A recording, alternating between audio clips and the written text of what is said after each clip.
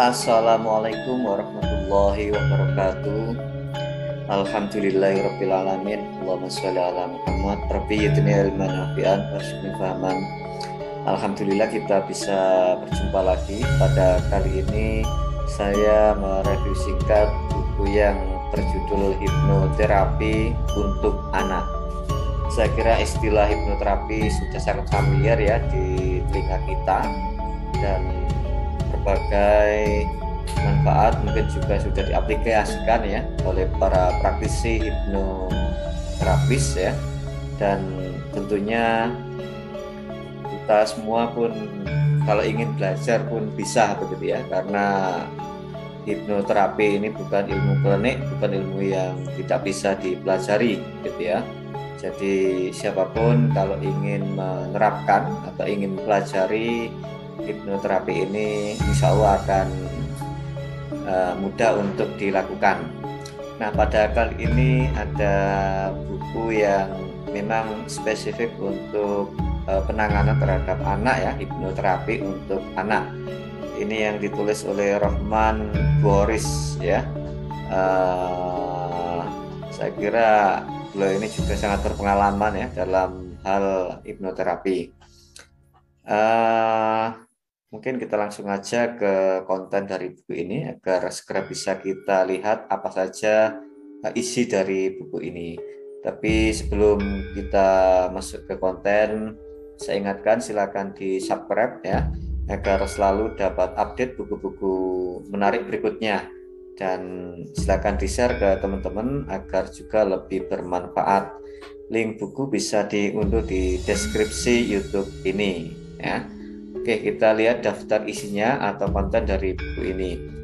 Ini buku ada beberapa bagian. Bagian yang pertama itu menyikapi perilaku anak. Jadi di sini kita diajak untuk memahami perilaku anak gitu ya. Jadi tentunya perilaku anak, perilaku remaja, perilaku orang dewasa, bahkan mungkin perilaku lansia itu memiliki karakteristik tersendiri gitu ya, sehingga perlu kita pahami.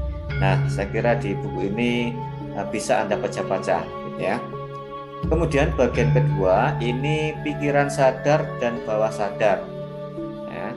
Nah, di sini mulai dijelaskan terkait dengan hipnoterapi itu seperti apa dan contoh-contoh kondisi hipnosis ya.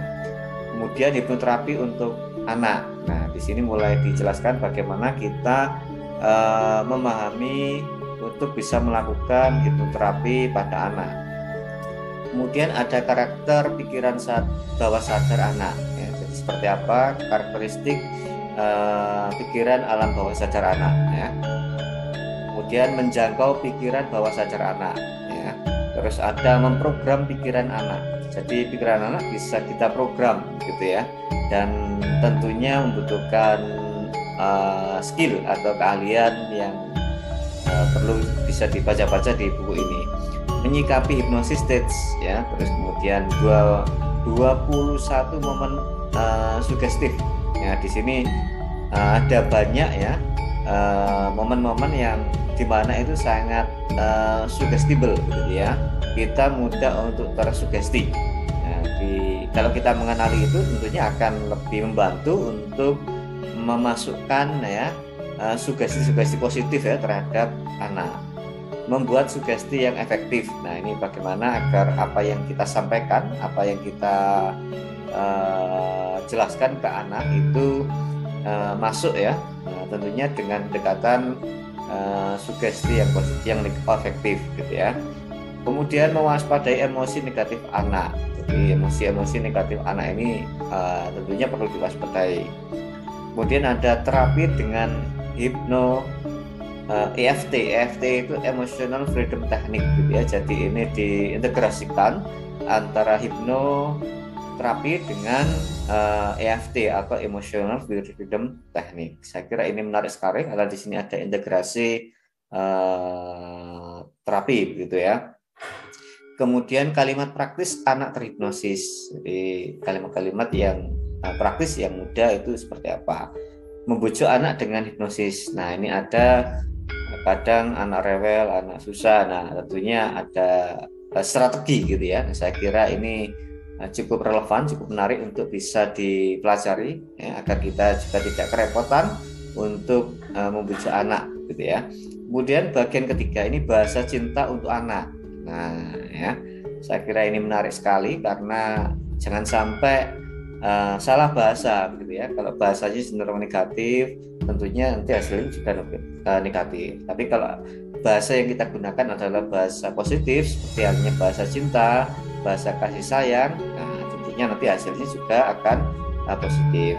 Kemudian bagian terakhir ini bagian 4, cara cerdas mendidik anak. Nah ini disampaikan ada 20 kesalahan orang tua dalam mendidik anak.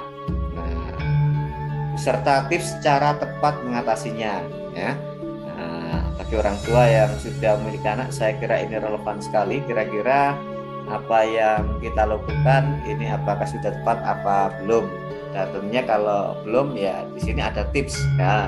Segera aja diunduh bukunya ya, di link di deskripsi YouTube ini.